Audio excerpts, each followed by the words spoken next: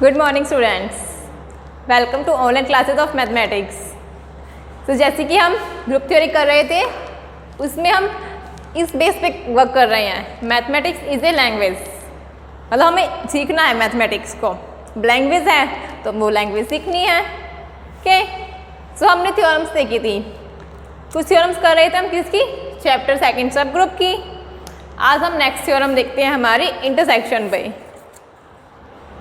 Intersection of ए सब group. Intersection से मतलब समझते हो ना सभी। अगर दो सेट का इंटरसेक्शन निकालना है, मतलब कॉमन एलिमेंट जो दोनों में कॉमन है। अब दोनों में कॉमन है, अब ये सब ग्रुप में भी हो सकता है ना इंटरसेक्शन, तो क्योंकि सब ग्रुप अल्टीमेटली था तो एक सबसेट ही। अब ये थ्योरम क्या कहती है हमारी, थ्योरम नंबर 4, किसी ग्रुप जी के दो सब ग्रुपों का इंटरसेक्शन, जी के दो सब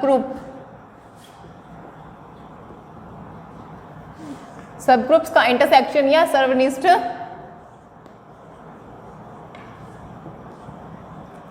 इंटरसेक्शन भी एक सब ग्रुप होता है।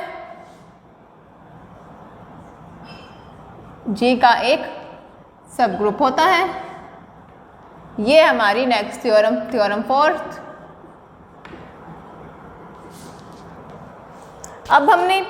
अब तक हमें सब ग्रुप के बारे में पढ़ा है। दो सब ग्रुप होंगे H1 H2। हमें दिखाना है कि उनका इंटरसेक्शन भी क्या होगा, सब ग्रुप इंटरसेक्शन में जो दोनों में कॉमन हो, एलिमेंट जो दोनों में आते हो। देखो, सब ग्रुप दिखाने के लिए हमें क्या पता है, सबसे पहले तो वो नॉन एम्प्टी सेट होना चाहिए, कम से कम एक एलिमेंट आना चाहिए। और उसके अलावा हमने क्या देखा था, हमने एक थ्योरम देखी थी ना, दो एलिमेंट H में है, हमने दिखा दिया अगर ए बी इनवर्स भी H में है तो वो सब ग्रुप होगा। अब हमें यही दिखाना है कि अगर दो एलिमेंट हम लेते हैं H1 इंटरसेक्शन H2 में, ए बी इनवर्स भी H1 इंटरसेक्शन H2 में आ गया तो हमारा सब ग्रुप हो जाएगा। ओके, सबसे पहले दिखाते हैं कि नॉन एम्प्टी होना चाहिए। माना H1 एंड H2 जी के दो सब ग्रुप हैं, जी के दो सब ग्रुप हैं। अब देखो, अगर H1 सब ग्रुप है उसके अंदर आइडेंटिटी होगी, और H2 सब ग्रुप है उसके अंदर भी आइडेंटिटी। अब कोई ये तो नहीं सोच रहा E1 E2 आना चाहिए, यहाँ क्यों नहीं आएगा। देखो, H1 क्या है, जी का ही सब ग्रुप है ना, जी का ही। हमने थ्योरम की थी ना, जी की आइडेंटिटी और H1 की सब ग्रुप की आइडेंटिटी सेम होती है।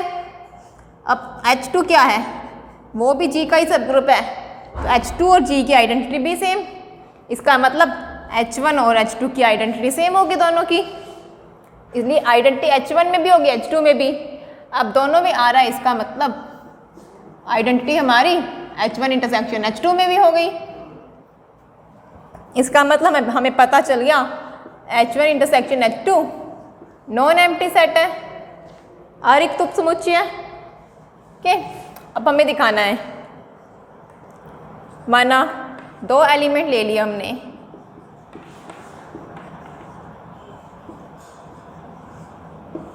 ये दो एलिमेंट ले लिए।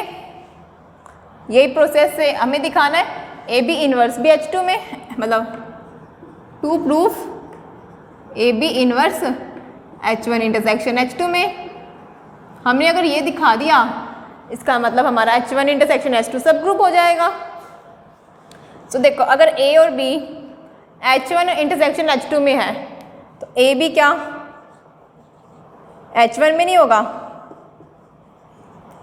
अगर H1 इंटरसेक्शन H2 में है तो A B हमारा H1 में भी होगा और A B हमारा H2 में भी होगा, दोनों में होंगे। ओके, सो अगर A और B H1 में है और H1 सब ग्रुप है तो A B इनवर्स क्या होगा, H1 में होगा। ये तो हम थ्योरम की थी ना हमने, second theorem, A B inverse. अब ए और बी H2 में है तो ए बी इनवर्स भी हमारा H2 में भी होगा। जैसे कि H1 एंड H2 क्या है, सब ग्रुप का साइन है ना, ये H1 एंड H2 सब ग्रुप में,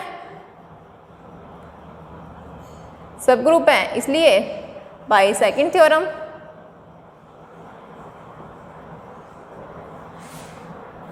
डन।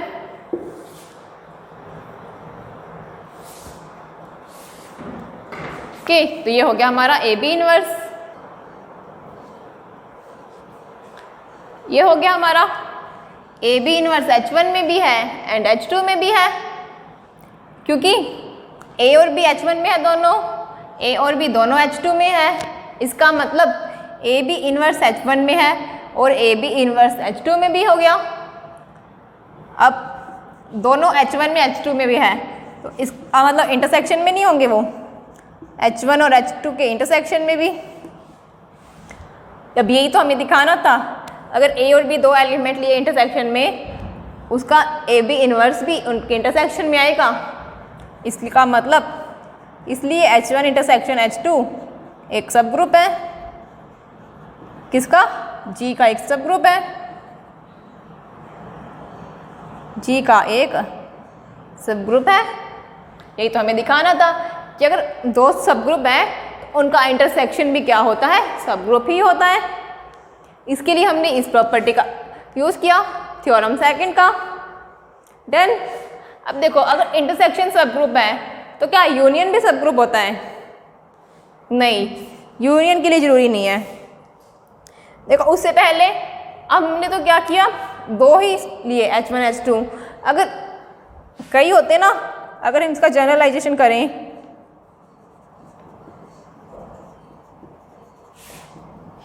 मतलब अगर H1 H2 HN लेते, ये सभी होते G के सब ग्रुप, तो इन सब का इंटरसेक्शन भी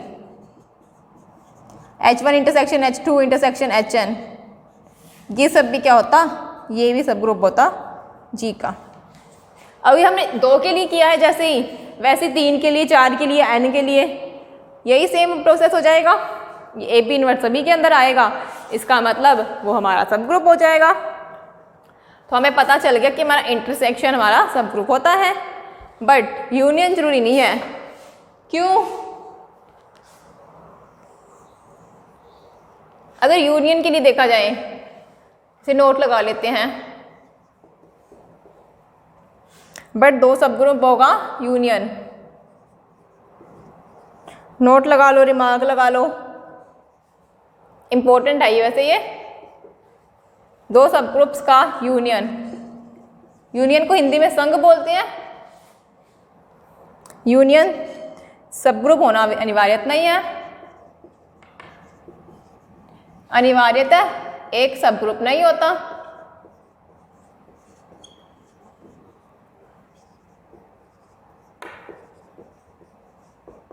दो सब ग्रुप लिए, उनका यूनियन सब ग्रुप होना जरूरी नहीं है, अनिवार्यता नहीं होता। मतलब हो भी सकता है किसी केस में और किसी केस में ना हो, अनिवार्य नहीं है, आवश्यक नहीं है ये। जी, इसके लिए एग्जाम्पल देखना होगा। इस हमने एग्जाम्पल लिया, हमें जी ग्रुप क्या लिया हमने, जेड विद ऑपरेशन एडिशन, ये तो हमें पता है ग्रुप होता है। अब इसके दो सब ग्रुप लिए, एक को नाम दिया H1, क्या लिया 2Z, मतलब ऐसे एलिमेंट जो 2 के मल्टीपल हो, इस टाइप के आएंगे ना, 2n जहाँ पर n Z में होगा, 2 के मल्टीपल, n इंटीजर है, -2 0 2, इस टाइप के आएंगे। अब हमने लिया H2, उसको लिया 3Z, मतलब जो एलिमेंट 3 के मल्टीपल हो, 3m, m belongs to integer, मतलब -3 0 3, इस टाइप के। अब इसका यूनियन हमें देखना है, यूनियन है क्या नहीं। हमने किया H1 यूनियन H2, किस टाइप के आएंगे, जैसे कि -4 -3 -2 0 2 4 2 3 4 इस टाइप के एलिमेंट आएंगे। यूनियन में कौन से एलिमेंट जो H1 में हो और जो H2 में हो, और वो एलिमेंट लेते हैं बट कॉमन एलिमेंट होंगे उनको एक ही बार लेते हैं। देखो 0 दोनों में आ रहा है, हमने एक बार ले लिया।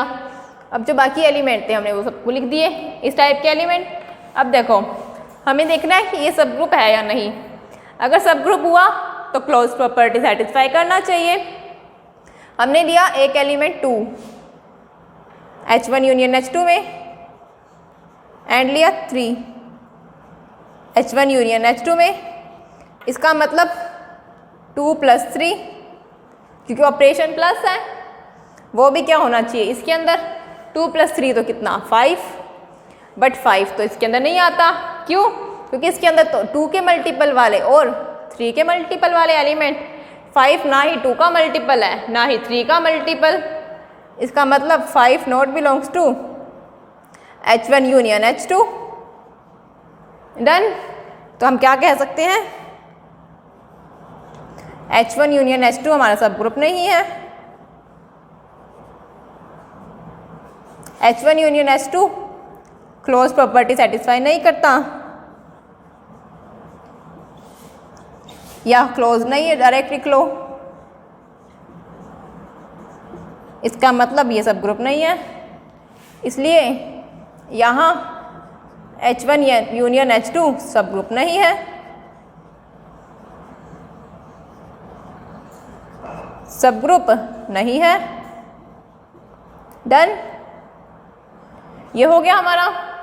अब देखो एक बात, यहाँ हम ये लिख रहे हैं H1 यूनियन H2 सब ग्रुप नहीं है, बट किसी केस में हो सकता है अगर हमने H1 और H2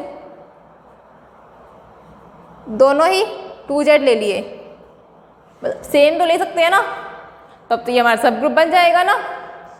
अगर मान लो H1 को ये लिया, H2 को ले लिया, आइडेंटिटी सब ग्रुप, ये सब ग्रुप होता है।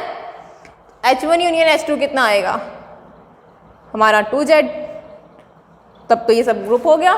मतलब किसी केस में सब ग्रुप हो सकता है और किसी केस में नहीं हो सकता। तो हमने नहीं हो सकते के लिए एग्जांपल मिल गया, हमें नहीं हो सकता। ओके, सो ये हो गया हमारा इंटरसेक्शन एंड यूनियन। बट अब देखो से हम यहाँ कह रहे हैं यूनियन सब ग्रुप नहीं होगा, बट ऐसा हो सकता है कोई स्पेशल कंडीशन मिल जाए, वहाँ पर हमें सब ग्रुप मिल जाएगा यूनियन। अब हमने देखनी है कि वो स्पेशल कंडीशन क्या थी। जैसे कि इंटरसेक्शन के लिए तो कोई कंडीशन की ज़रूरत नहीं है, हमेशा ही इंटरसेक्शन सब ग्रुप होगा। लेकिन यूनियन के लिए है, जैसे कि H1 और H2 दो सब ग्रुप हैं, तो यूनियन सब ग्रुप कब होगा, अगर H1 H2 में कंटेन करता है और H2 H1 में कंटेन। अब कंटेन का मतलब समझते हो ना, से हम लिखते हैं ना A सबसेट ऑफ B, तो A is contained in B, मतलब A का हर एलिमेंट B के अंदर आता है, ये लिखते हैं हम कंटेन का। ग्रुप थ्योरी स्टार्ट करी थी तब हमने नोटेशंस में भी देखा था कंटेन, या अंतर्निष्ठ बोल लो, हिंदी में बोलना है तो। सब हमारी नेक्स्ट थ्योरम है, थ्योरम 5। ये क्या कहती है, दो सब ग्रुप उनका इंटरसेक्शन या सॉरी उनका यूनियन क्या होगा, एक सब ग्रुप होता है। दो सब ग्रुप का यूनियन एक सब ग्रुप होता है यदि इफ एंड ओनली इफ एक ग्रुप या एक सब ग्रुप दूसरे में अंतर्विष्ट हो, दूसरे में अंतर्विष्ट,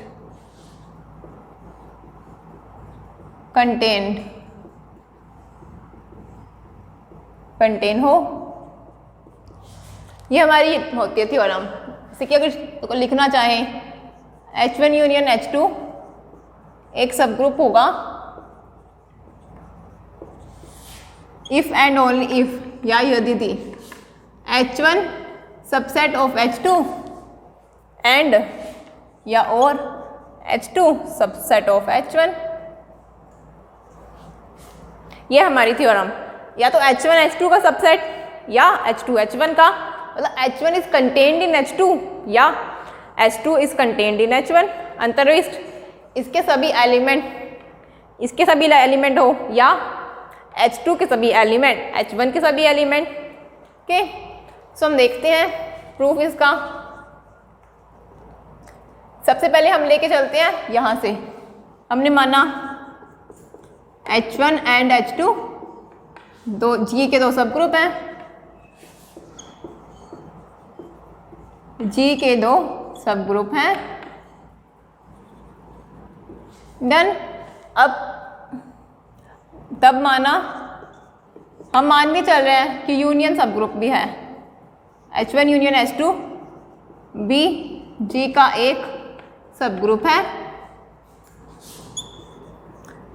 या उपसमूह है कि अब हमें दिखाना है, टू प्रूफ या सिद्ध करेंगे क्या कि H1 सबसेट ऑफ H2 और H2 सबसेट ऑफ H1, यही दिखाना है हमें। तो सबसे पहले हम मान के चलते हैं, देखो या तो ये इसके अंदर होगा या ये, हम मान के चलते हैं कि H1 H2 का सबसेट नहीं है। अब हम दिखाएंगे अगर H1 H2 का सबसेट नहीं है ना, तो डेफिनेटली H2 H1 का सबसेट हो जाएगा, अगर हम मान रहे हैं कि H1 यूनियन H2 सब ग्रुप है। अब ये मान के चले हम H1 H2 का सबसेट नहीं है, इसका क्या मतलब हुआ, इसके अंदर एक ऐसा एलिमेंट होगा जो इसके अंदर नहीं है, यही होता है।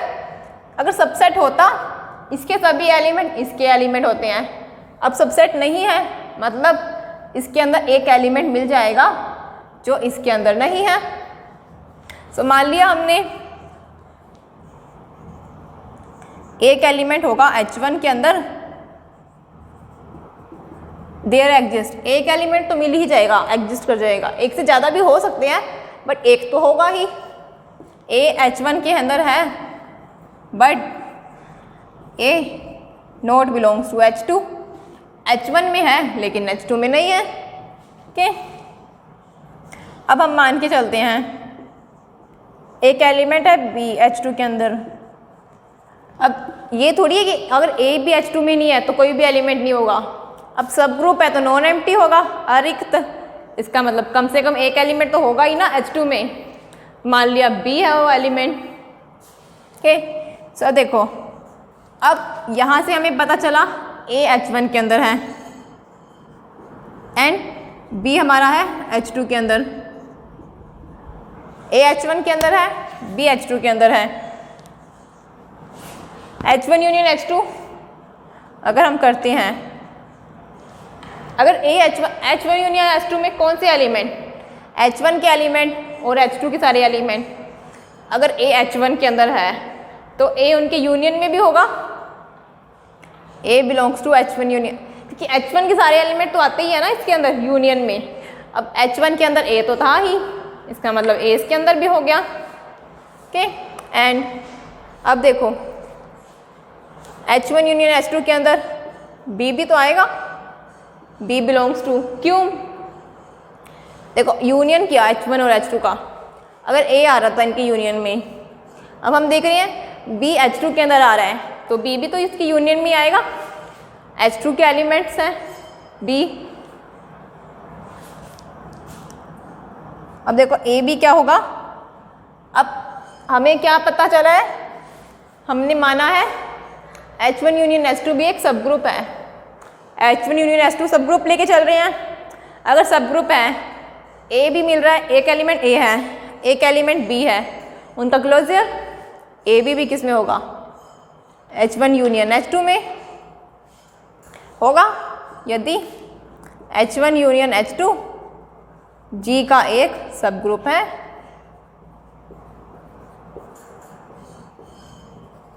यही होगा, A भी H1 यूनियन H2 के अंदर होगा, क्योंकि अगर A है B है तो क्लोजर प्रॉपर्टी, इसलिए क्लोजर, डन। अब ए बी किस में हो गया, H1 यूनियन H2 के अंदर।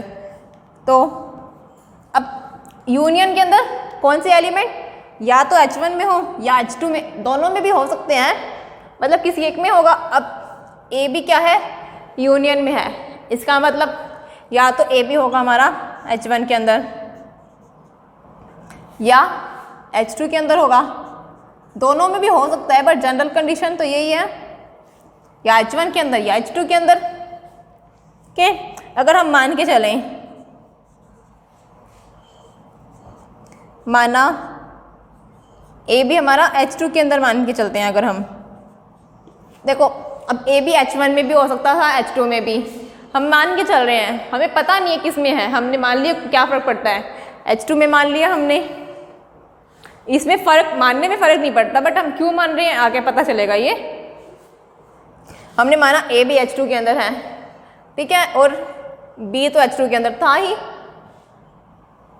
And B belongs to H2। अब H2 सब ग्रुप है, तो ये प्रॉपर्टी सेटिस्फाई करेगा। वही प्रॉपर्टी, एक एलिमेंट है बी है, तो ए बी इन्वर्स भी उसी के अंदर, ये एलिमेंट है एंड ये वाला है, तो इनका इन्वर्स, मतलब ए बी बी इन्वर्स, ये हो गया। इसको क्या लिखेंगे, किसी एलिमेंट को उसके इन्वर्स से ऑपरेट, आइडेंटिटी, तो ए को आइडेंटिटी से ऑपरेट करने पर हमें मिला ए। देखो ए बी बी इन्वर्स किस में आया, ये आया हमारा H2 के अंदर, ये H2 के अंदर, तो ये भी H2 में। अब इसको लिख सकते हैं ऐसे, एसोसिएटिव। अब ये किसी एलिमेंट को उसके इन्वर्स से ऑपरेट, आइडेंटिटी, मतलब H2। तो क्या पता चला, ए किस में आया, अब आइडेंटिटी को किसी एलिमेंट से ऑपरेट किया, वही एलिमेंट मिलता है, मतलब हमें मिला ए हमारा H2 के अंदर। बट हमने मान के क्या चले, स्टार्टिंग में लेके चले थे ए हमारा H1 के अंदर है, लेकिन ए हमारा H2 के अंदर है ही नहीं, बट ये तो हमें H2 के अंदर मिल गया। इसका मतलब कॉन्ट्राडिक्शन, इसका मतलब अब ये कॉन्ट्राडिक्शन कब आई, जब हमने ए बी को H2 में माना। इसका मतलब हमें पता चला कि ए बी हमारा H2 में नहीं है, जो कि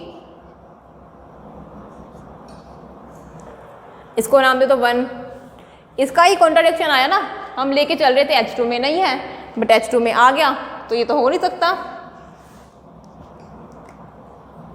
कॉन्ट्राडिक्शन जो संभव नहीं है या 1 का विरोधी है।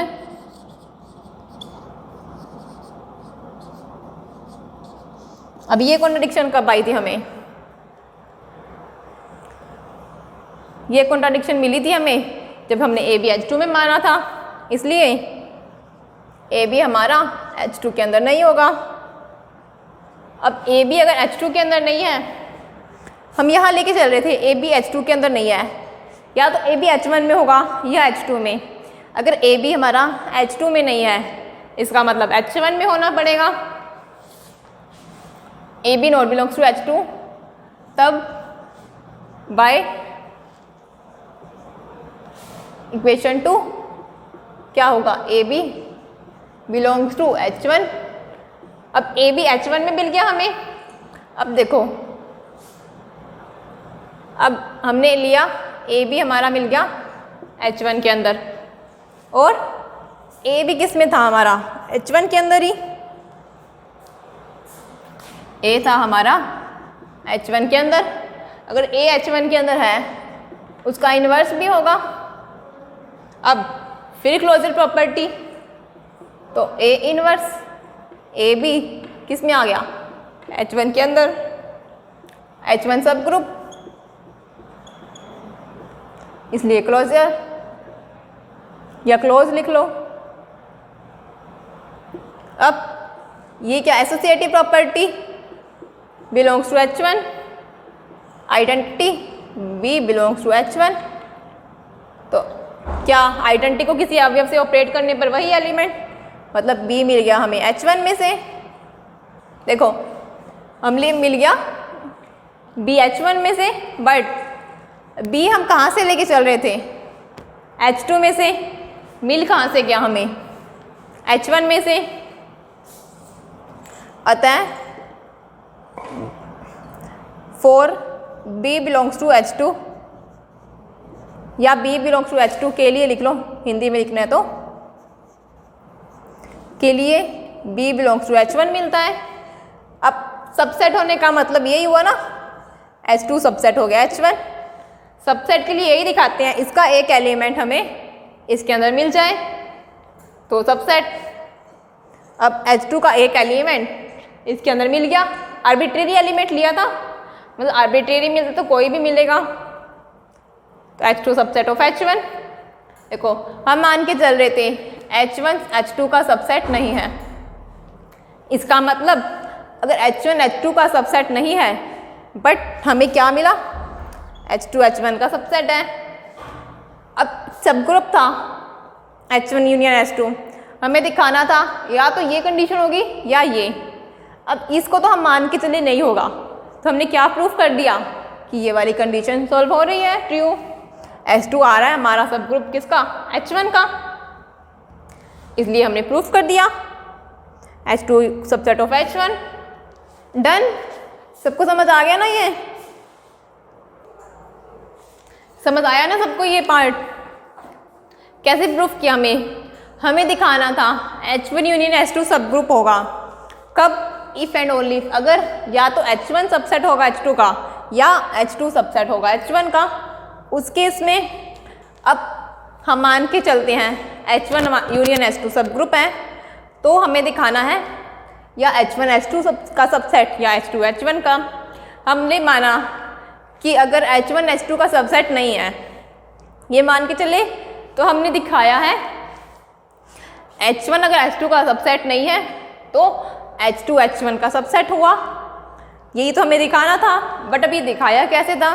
देखो अगर H1 H2 का सबसेट नहीं है, इसका क्या मतलब कि H1 के अंदर एक एलिमेंट मिलेगा जो H2 के अंदर नहीं है। तो हमने माना एक एलिमेंट कौन सा है, A H1 में है लेकिन H2 में नहीं है। डन। अब ये हो गया। देखो अब H2 के लिए बात करें हम, क्यों H2 की बात क्यों, क्योंकि हमें दिखाना है H2 सबसेट ऑफ H1। अब H2 का एक एलिमेंट लेंगे, वो H1 में दिखाना है, तो हमने H2 का एक एलिमेंट लिया B, क्योंकि ये चीज़ होगी हमारी जो हम मान के चले। अब हमें ये दिखाना है, तो उसके लिए हमें H2 का एक एलिमेंट B ले लिया हमने। अब देखो अगर A H1 के अंदर है, B H2 में, तो A H1 यूनियन H2 में भी होगा, यूनियन यही कहता है, B यूनियन में होगा। अब H1 यूनियन H2 हम सब ग्रुप मान के चल रहे हैं, इसका मतलब सब ग्रुप है, तो क्लोजर प्रॉपर्टी A भी H1 यूनियन H2 में। अब यूनियन में वो एलिमेंट जो या तो H1 में होंगे या H2 में, इसका मतलब या तो A भी H1 में होगा या H2 में, हमें पता नहीं है किस में होगा। हमने मान लिया अगर H2 में है A B, तो A भी H2 में एंड B किस में था, H2 में। तो अब H2 सब ग्रुप था, H2 सब ग्रुप, H2 सब ग्रुप है, तो क्या हुआ, A B A वो वाली प्रॉपर्टी A B इनवर्स वाली, एक एलिमेंट और इसका इनवर्स, उसका प्रोडक्ट इसमें होगा H2 में। अब एसोसिएटिव प्रॉपर्टी, फिर आइडेंटिटी मिल गया। अब आइडेंटिटी को किसी के साथ तो A ही मिल गया, हमारा A किसमें आ गया, H2 में, बट हम मान के चल रहे थे कि A हमारा H2 में नहीं है, सिर्फ H1 में है। तो ये तो कॉन्ट्राडिक्शन, विरोधी आ गया हमारी कंडीशन का। इसका मतलब ये कॉन्ट्राडिक्शन कब आई, जब हमने माना कि हमारा A भी H2 में है, क्योंकि B तो फिक्स ही है ना, B तो H2 में लेके ही चले हैं। यहाँ हमने सिर्फ इसके लिए दो केस आए थे, उसमें से हमने A B को H2 में माना, बट A B H2 में होने पर तो गलत आ रहा है, कॉन्ट्राडिक्शन मिल रहा है। इसका मतलब A B H2 में नहीं होगा, A B किस में होगा, H1 में, अब अगर A भी H1 में है और A किस में लेके चल रहे हैं H1 में, तो उसका इन्वर्स, क्योंकि H1 सब ग्रुप है, A इन्वर्स भी मिलेगा। अब A इन्वर्स वही क्लोजर प्रॉपर्टी, तो इसको सॉल्व करते फिर क्या हो गया, B हमारा किस में आ गया H1 में।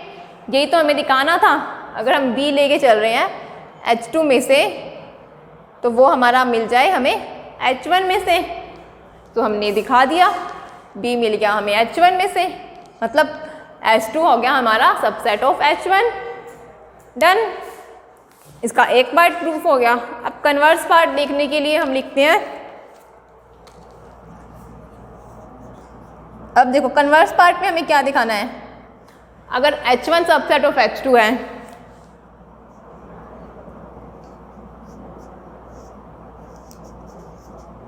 H1 सबसेट ऑफ H2 या H2 सबसेट ऑफ H1, यही तो हमें दिखाना है कि H1 यूनियन H2 भी एक सब ग्रुप होगा, यूनियन को सब ग्रुप दिखाना है। बट देखो अगर H1 सबसेट है,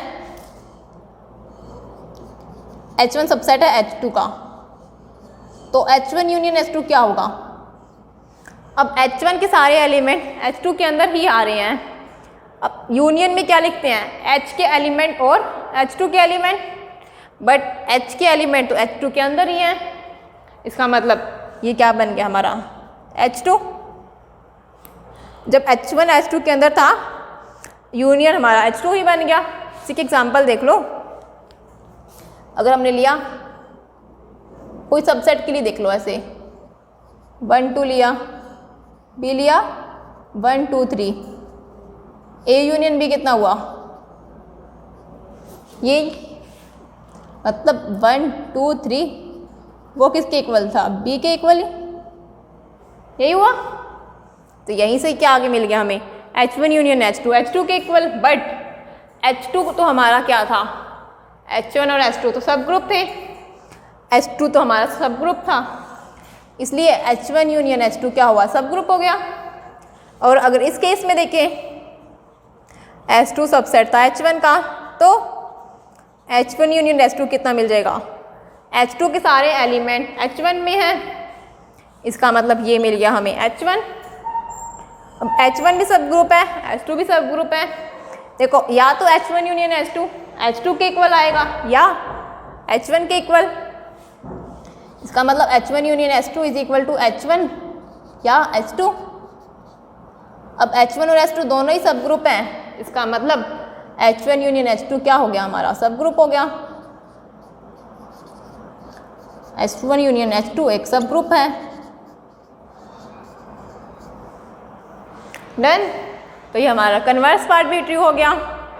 मतलब यूनियन को अगर हमें सब ग्रुप दिखाना है तो या तो H1 उसके अंदर सबसेट होना चाहिए या H2 सबसेट होना चाहिए H1 का।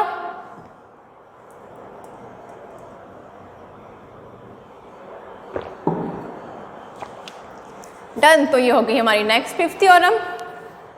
अब हम देखते हैं हमारी नेक्स्ट थ्योरम। नेक्स्ट थ्योरम क्या कहती है,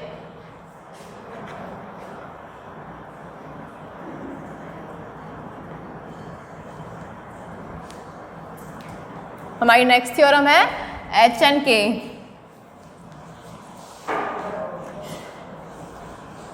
जैसे कि हमें कॉम्प्लेक्स के लिए दिखा था ना, अगर H1 एंड H2 कॉम्प्लेक्स हैं तो उसका H1 H2 डिफाइन होगा।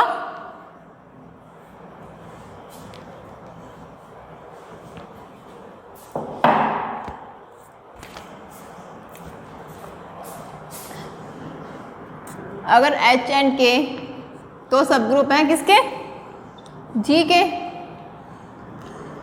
H और K दोनों अगर G के सब ग्रुप हैं तो H के G का सब ग्रुप होगा। कब होगा, यदि दी या इफ एंड ओनली H के इज इक्वल टू KH।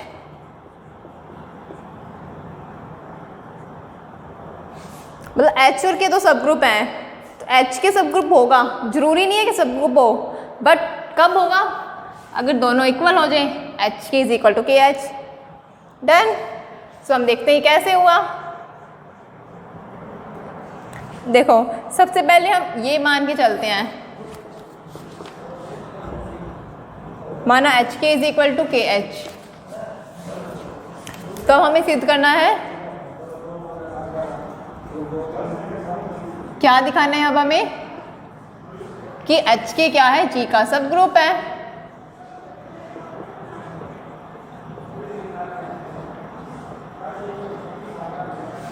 अगर एच के इज इक्वल टू के एच है तो हमें एच के को जी का सब ग्रुप दिखाना है। डन। तो अब इसको कैसे दिखाएंगे? देखो सब ग्रुप है, हमने थ्योरम्स करी थी ना, सब ग्रुप के लिए हमें क्या क्या दिखा सकते हैं। एक तो हमने थ्योरम करी थी, ये एलिमेंट है ए बी इनवर्स अगर एच में हो गया तब हम कह सकते हैं सब ग्रुप होगा एच। और इस थ्योरम के बाद हमने कोरोलरी देखी थी ना कि एच इनवर्स अगर एच के इक्वल हो गया तो हम क्या कहेंगे, एच क्या है हमारा सब ग्रुप। ये कोरोलरी। अब इस कोरोलरी का यहाँ यूज़ करेंगे, एच के को सब ग्रुप यहाँ हम दिखाएंगे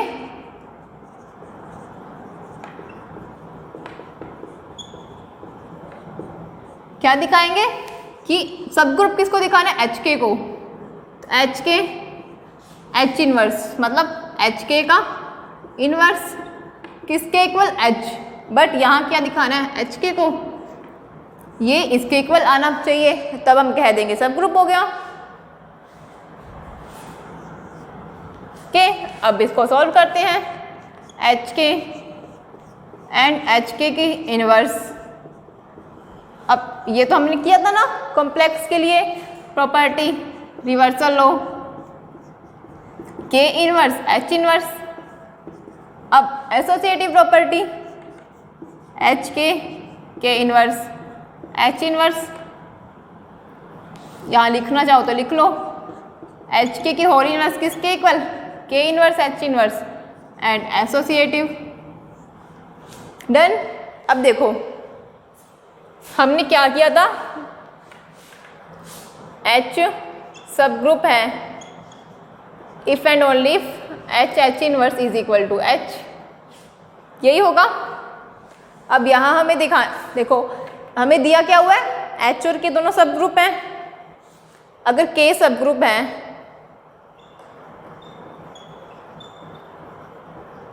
के सब ग्रुप है, जी का सब ग्रुप दिया हुआ है, तो के इनवर्स भी तो किसके इक्वल होगा, के इनवर्स इक्वल ही होगा। यहाँ हमने लिख दिया के इनवर्स को इज इक्वल टू के, लिख सकते हैं। अब हमें दिया क्या हुआ है, एच के इज इक्वल टू के एच, एच के को हम लिख सकते हैं के एच इनवर्स। अब फिर एसोसिएटिव प्रॉपर्टी गिवन है क्या, कि एच के इज इक्वल टू के एच। डन।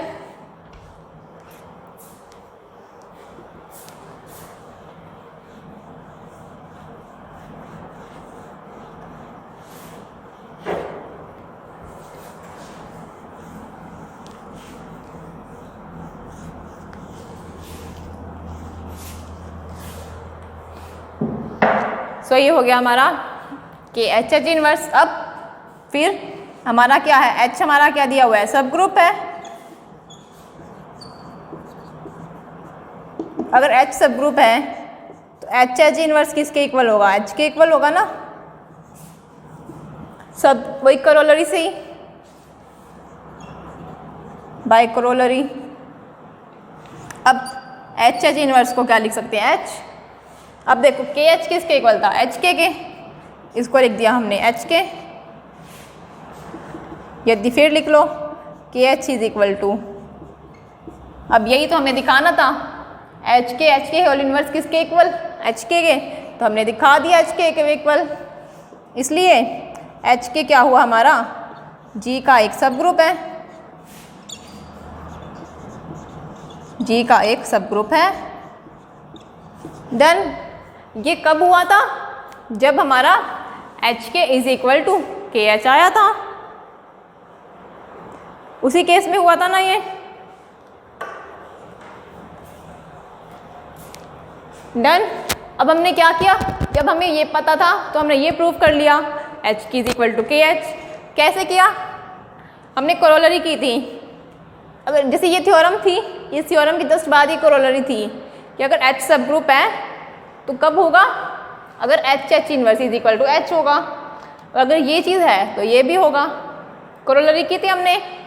अब हमें एच के को सब ग्रुप दिखाना है तो हम ये कंडीशन दिखानी होगी हमें। अब इसको लेके चलते हैं। अब एच के हमने रिवर्सल लॉ किया था के इनवर्स एच इनवर्स, फिर एसोसिएटिव साहचर्यता, ये कंडीशन आ गई। अब अगर एच के लिए था के के लिए भी यही, के सब ग्रुप है तो के इनवर्स इज इक्वल टू के, यहाँ के इनवर्स के इक्वल आ गया। अब एच के बन गया। अब एच के तो हमें पता है के एच के इक्वल है, ये दिया हुआ है।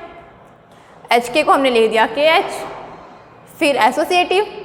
अब अगेन फिर एच के लिए एच सब ग्रुप है तो एच एच इनवर्स एच के इक्वल, तो के एच आ गया। अब के एच फिर हमारा किसके इक्वल, एच के इक्वल। यही तो हमें दिखाना था कि इसका इन्वर्स इसके इक्वल आए। हो गया हमारा ये वाला। अब हम कन्वर्स देखना चाहें, अगर इसका कन्वर्स इधर से इधर, हमें क्या दिया हुआ है, कन्वर्स के लिए मान लेंगे हम, ये दिया हुआ था, हमने ये दिखा दिया। अब हमें वो उस एच के जी का सब ग्रुप है ये मानना है। अब हमें शो क्या करना है, तो सिद्ध करेंगे कि एच के इज इक्वल टू के एच, ये दिखाना है अब हमें, एच के इज इक्वल टू के एच। डन। अब देखो हमने कोरोलरी की थी, एक तो ये की थी, अब एक ये भी की थी ना, अगर एच सब ग्रुप है तो एच इनवर्स किसके इक्वल होगा, एच के। ये कोरोलरी भी की थी हमने। ये कोरोलरी कहाँ की थी हमने, जहाँ हमने ये लिखा था ना रिवर्सल लॉ, मतलब कॉम्प्लेक्स की डेफिनेशन के जस्ट बाद ही कॉम्प्लेक्स किया था। उसके बाद हमने किया था ना कॉम्प्लेक्स का अलजेब्रा, बीजगणित, तो एच के की होल इनवर्स किया था, रिवर्सल लॉ, एसोसिएटिव। उसके बाद हमने ये भी देखा था अगर एच सब ग्रुप है तो H inverse is equal to H होगा। ये इफ एंड ओनली इफ नहीं थी, ओनली ये इसको इम्प्लाई कर रहा था। ठीक है। अब हमें यहाँ पे एच के जी का सब ग्रुप है ये दिया हुआ है। यदि एच के जी का सब ग्रुप है तब हमें क्या दिखाना है, मतलब हमें पता क्या है कि एच के होल इनवर्स एच के इक्वल, ये पता है इससे से। अब इसको रिवर्सल लो, K inverse H inverse is equal to H K. अब एच एंड के सब ग्रुप है जी के, एच एंड के सब ग्रुप है तो क्या हुआ, अभी हम देख सब ग्रुप हैं, देखो सब ग्रुप है एच और के, तो एच इनवर्स एच के इक्वल, के इनवर्स के इक्वल। यहाँ के इनवर्स को के, एच इनवर्स को एच, किसके इक्वल आया, एच के। यही तो हमें निकालना था। अगर ये सब ग्रुप था तो एच के इज इक्वल टू के एच होना चाहिए। डन। तो हमने ये दिखा दिया। इसका मतलब हमारी ये थ्योरम नंबर 6 प्रूफ हो गई। अगर एच और के तो सब ग्रुप है तो एच के सब ग्रुप होना जरूरी नहीं है। एक कंडीशन होगी अगर दोनों इक्वल है, मतलब एच के इज इक्वल टू के एच, तब हम कह देंगे कि वो सब ग्रुप होगा। बट अब इसी का कोरोलरी देखिए, अगर हम यदि एच एंड के किसी अबेलियन ग्रुप के, अबेलियन ग्रुप समझते हो जो कम्यूटेटिव प्रॉपर्टी सेटिस्फाई करें, कम्यूटेटिव ग्रुप जी के सब ग्रुप हैं, तब हम कहेंगे कि हमारा एच के था जो जी का एक सब ग्रुप होगा। H के G का एक सब ग्रुप होता है। अगर अबेलियन ग्रुप हो गया तो अबेलियन ग्रुप कंडीशन में ही कह पाएंगे, ऐसे नहीं कह पाएंगे हम। अब अबेलियन ग्रुप के लिए क्यों कहेंगे? देखो अगर अबेलियन ग्रुप हो गया इसका मतलब सभी एलिमेंट आपस में कम्यूट करते हैं, G के सभी एलिमेंट। अब H और K G के सब ग्रुप थे, इसका मतलब जो H के एलिमेंट था, H और K के सभी एलिमेंट G के अंदर भी तो आएंगे। इसका मतलब H के किसके इक्वल होगा? KH के। For all H K belongs to H K, मतलब H belongs to H and K belongs to K, जहाँ पर H के किसने हैं? दोनों G के अंदर। ये प्रूफ कर रहे हैं हम।